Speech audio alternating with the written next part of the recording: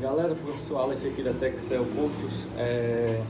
Hoje a gente vai falar, né, sobre os transistores, tá certo? Então, uma dica rápida aí.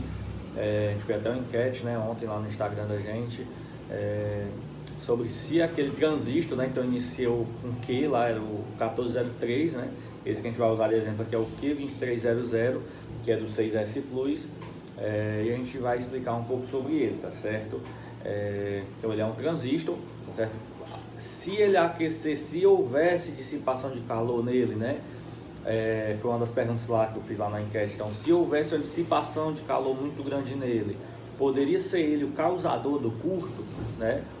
E a resposta correta é não, galera. Eu vou explicar isso porque antes disso é interessante que vocês saibam o que é um componente em série e um componente em paralelo, tá certo? Então, para quem não tem essa informação, então eu dou o conselho aí que estude, tá certo? Porque se você não souber isso, você está perdendo o pulo do gato da história, tá certo? Então, você tem que saber o que é um componente em série e um componente em paralelo, tá certo? Depois a gente vai fazer algum vídeo sobre isso aí, certo? Mas não é o foco agora explicar isso aí, tá certo? Porém, você tendo essa informação, você já iria matar esse componente na hora, digamos assim, né? Então, você já iria saber se ele está causando curto ou não, certo? Então, eu vou explicar um pouco sobre isso aí, certo? Fazer um pequeno corte no vídeo aqui só para eu mudar o posicionamento da câmera. Galera, então a explicação por que esse componente o Q2300 e o Q1403 não podem causar curto é simples, tá certo? Esse componente, então deixa eu marcar aqui os terras, né? Ó, então já está até marcado, ó. Esse componente não tem nenhum terra, tá certo? Ó, nenhuma das linhas deles é terra. E o que é o curto? O curto nada mais é do que a linha terra, aliás, a linha positiva, deixando elétrons escaparem para o terra, né? Isso pode acontecer nesse componente? De jeito nenhum, né? Por quê? Porque ele não tem nenhum componente, ele não tem nenhuma linha terra. Então, como é que ele pode entrar em curto se ele não tem nenhum terra? Tá certo? Então, jamais, certo? Em hipótese alguma, esse componente vai causar o curto, tá certo? Então, Aleph, mas aqueceu, rapaz. Aqui o bicho aqueceu e queimou meu dedo.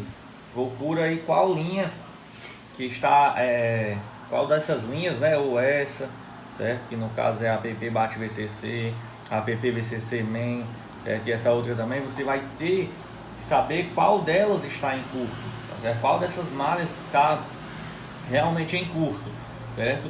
Vão bipar todas? Sim, provavelmente vão bipar todas, tá certo? Em quantidade com terra, né?